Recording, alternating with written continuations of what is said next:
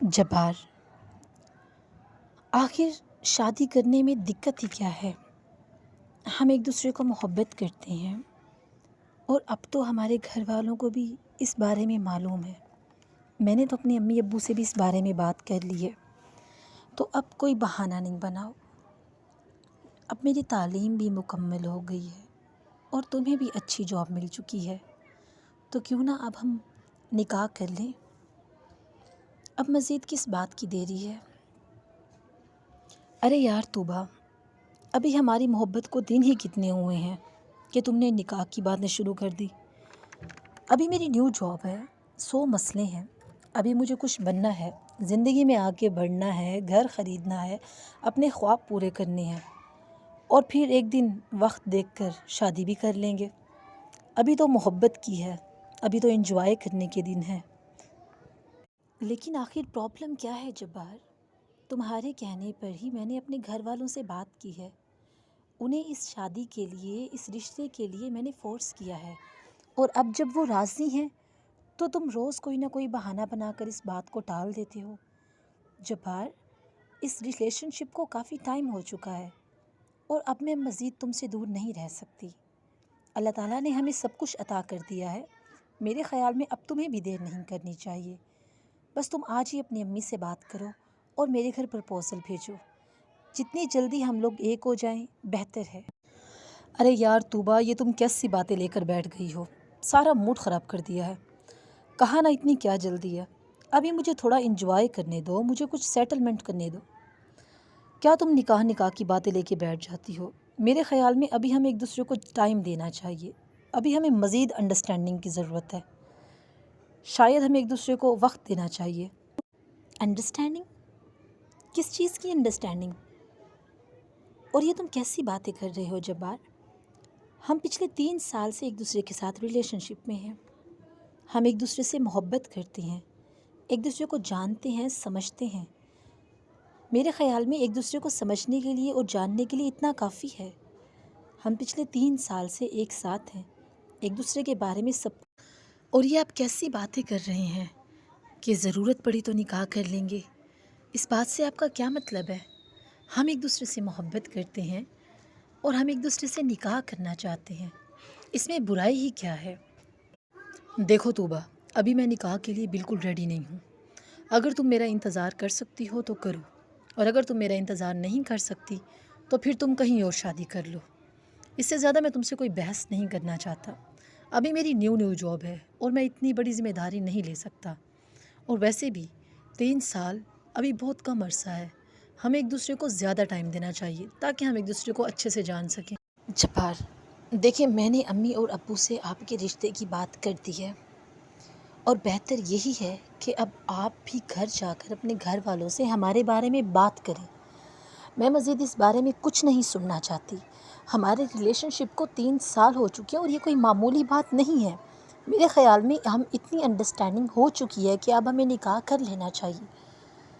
میں مزید آپ کو روز روز نہیں مل سکتی، بس آج آپ اپنے گھر والوں کو میرے گھر بھیج رہے ہیں، میں اور کچھ نہیں سننا چاہتی۔ دیکھو توبہ، میں تمہیں کسی قسم کی گمراہی میں نہیں رکھنا چاہتا۔ دراصل بات یہ ہے کہ ابھی کچھ مہینے پہلے ہی امی نے خالہ جان کی بیٹی کے ساتھ میرے رشتے کی بات چلائی ہے۔ میں اسے بہت پسند کرتا ہوں اور میں وہیں شادی کروں گا۔ وہ ایک اچھی اور باحیا لڑکی ہے، اور مجھے لگتا ہے کہ اس میں وہ تمام خوبیاں ہیں جو میری بیوی میں ہونی چاہیے: باحیا، با کردار۔ کیا آپ جھوٹ بول رہے ہیں نا؟ نہیں، آپ ایسا نہیں کر سکتے، آپ جھوٹ بول رہے ہیں۔ ایسا کیسے ہو سکتا ہے؟ آپ مجھے بہلانے کے لیے ایسا کہہ رہے ہیں نا؟ آپ تو مجھ سے محبت کرتے ہیں، پھر آپ کو اس سے محبت کیسے ہو گئی؟ آپ نے کہا تھا کہ آپ مجھ سے نکاح کریں گے۔ ہم ایک دوسرے سے محبت کرتے ہیں پچھلے 3 سال سے، اور اب آپ کہہ رہے ہیں کہ آپ کو 1 ماہ میں ہی اس سے محبت ہو گئی؟ اور یہ کیسی باتیں کر رہی ہیں آپ؟ وہ ایک اچھی اور باکردار لڑکی ہے، تو کیا میں بد کردار ہوں؟ آپ ایسا کیسے کہہ سکتے ہیں؟ آخر میری محبت میں کیا کمی رہ گئی تھی؟ آپ مجھ سے جھوٹ بول رہے ہیں نا؟ یقیناً یہ بہت برا مذاق۔ یہ کوئی مذاق نہیں ہے، یہی حقیقت ہے توبہ۔ اور سچ کہوں تو تم جیسی لڑکیاں صرف محبت کے لیے ہی تو بنی ہیں. محبت کی حد تک تو اچھی ہیں، لیکن ایسی لڑکیوں سے شادی نہیں کی جاتی. اور یہ تم کیسی باتیں کر رہی ہو؟ میں نے تمہیں بد کردار تو نہیں کہا، لیکن ہاں کچھ کہا بھی تو نہیں جا سکتا. 3 سال یا 2 سال یا 4 سال کسی کو جاننے کے لیے تو ایک لمحہ ہی کافی ہوتا ہے. اور تم جیسی لڑکیاں تو کسی کے 2 بول پر ہی مر مٹتی ہیں. اور سوری ٹو سے یو، میں نے تمہیں کبھی نہیں کہا کہ میں تم سے نکاح کروں گا. میں نے تمہیں ہمیشہ یہ کہا ہے کہ ہم اس بارے میں سوچیں گے. اب اگر تم نے اکیلے ہی یہ سب ڈیسائیڈ کر لیا تو میں کیا کر سکتا ہوں؟ اور ویسے بھی میں کسی ایسی لڑکی سے شادی نہیں کرنا چاہتا جو کسی کی ایک پکار پر دل کے ہاتھ مجبور ہو کر ملنے چلی آئے. نہ جانے مجھ سے پہلے تم کس کس سے ملتی ہوگی. نہ معلوم میں تمہاری پہلی محبت ہوں بھی یا نہیں. اور اس بات کی بھی کوئی گارنٹی نہیں کہ اگر میں تمہیں اپنا نام دے بھی دوں تو اس بات کی کیا گارنٹی ہے کہ تم جو اب مجھے ملنے آ جاتی ہو میرے بعد کسی سے نہیں ملو گی یا تمہیں کسی سے محبت نہیں ہوگی. تو بہتر یہ ہے کہ ہم اس معاملے میں کوئی بحث نہ کریں. مجھے تم سے محبت ہے، میں اس چیز سے انکار نہیں کرتا.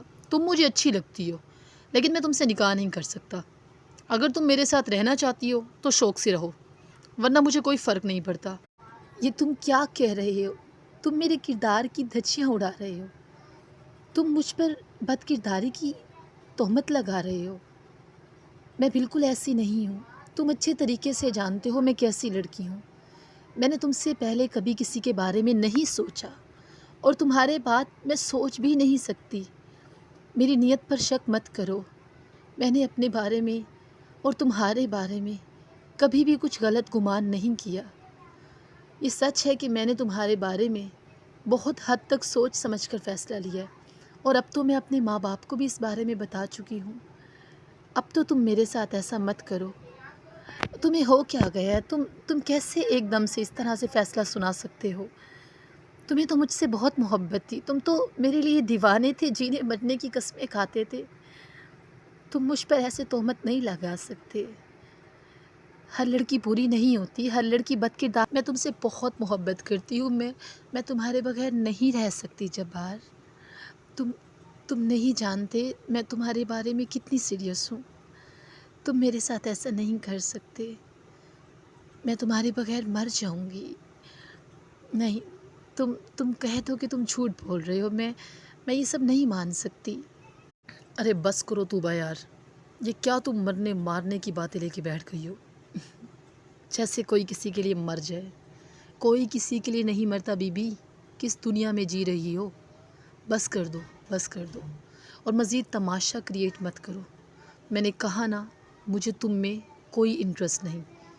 محبت کی حد تک ٹھیک ہو، لیکن میں تم سے نکاح نہیں کر سکتا. اب اپنے گھر والوں کو یہ بات تم نے سمجھانی ہے، اور کس طرح سے سمجھانی ہے وہ تمہارا مسئلہ ہے. اور ہاں، ایک اور بات، کوئی کسی کے بغیر نہیں مرتا. اب مجھ سے صرف اسی وقت رابطہ کرنا جب تمہیں لگے کہ تم میرے بغیر رہ سکتی ہو، کیونکہ مجھے تمہارے ہونے نہ ہونے سے اب کوئی فرق نہیں پڑتا. شادی تو میں صرف اور صرف نبیلہ سے ہی کروں گا. سوری. تم میرے ساتھ ایسا کیسے کر سکتے ہو؟ تم تو مجھ سے محبت کرتے ہو، پھر تم کسی اور سے شادی کیسے کر سکتے ہو، اور وہ بھی اس حالات میں؟ میں لوگوں کو کیا منہ دکھاؤں گی؟ تم کہہ دو کہ تم جھوٹ بول رہے ہو. نہیں، میں مر جاؤں گی. میں تمہارے بغیر نہیں جی سکتی.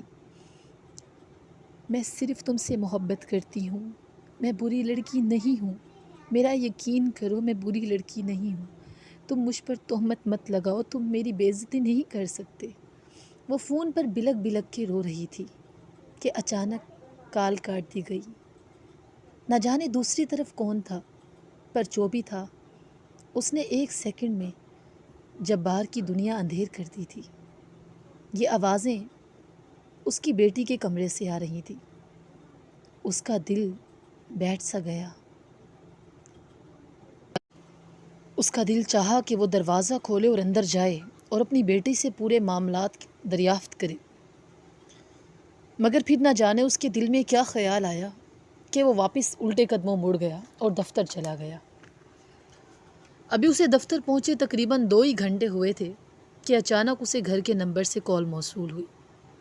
دوسری جانب اس کی بیوی تھی جو بری طرح سے رو رہی تھی۔ جبار روبی نے خودکشی کر لی۔ الفاظ تھے کہ سیسا۔ اسے ایسے لگا جیسے زمین پھٹ سی گئی ہے اور وہ اس میں سما گیا ہے۔ اس کی نظروں کے سامنے اندھیرا سا چھا گیا تھا۔ وہ کچھ بول ہی نہیں پا رہا تھا۔ اسے اپنے دل کی دھڑکن رکتے ہوئے محسوس ہوئی۔ جبار تم سن رہے ہو نا؟ دوسری جانب سے کوئی مسلسل فون پر اسے پکار رہا تھا، اور وہ تو جیسے تھا ہی نہیں۔ اسے لگا کہ اس کا دماغ پھٹ جائے گا۔ اس کی آنکھوں کے سامنے بار بار وہ صبح کا منظر آ رہا تھا۔ اس نے درد کی شدت سے اپنی آنکھیں بند کر دی۔ وہ بری طرح سے کانپ رہا تھا۔ اس کے لیے اپنی جگہ پہ کھڑے رہنا محال ہو چکا تھا۔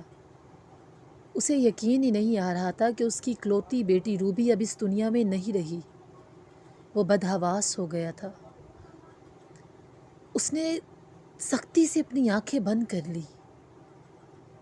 جبار، میں تمہیں کبھی معاف نہیں کروں گی۔ جبار، میں بری لڑکی نہیں ہوں۔ تم مجھ پر تہمت لگا رہے ہو۔ میں تم سے سچے دل سے محبت کرتی ہوں۔ خدا کی قسم میں نے کبھی تمہارے علاوہ کسی سے نہ تو محبت کی ہے نہ کروں گی۔ میں نے تو اپنے گھر والوں کو بھی تمہارے بارے میں بتا دیا ہے۔ تم میرے ساتھ ایسا نہیں کر سکتے۔ تم مجھ پر تہمت لگا رہے ہو۔ میں تم سے دل سے محبت کرتی ہوں۔ خدا کی قسم میں نے کبھی تم سے اپنے مفاد کے لیے محبت نہیں کی۔ میں نے زندگی میں کبھی تمہارے علاوہ کسی سے محبت نہیں کی۔ تم میرے ساتھ ایسا نہیں کر سکتے۔ میں مر جاؤں گی تمہارے بنا۔ میں اپنے گھر والوں کو کیا بتاؤں گی کہ تم نے مجھے کس بنا پہ چھوڑ دیا۔ ہر محبت کرنے والی لڑکی بد کردار نہیں ہوتی جبار۔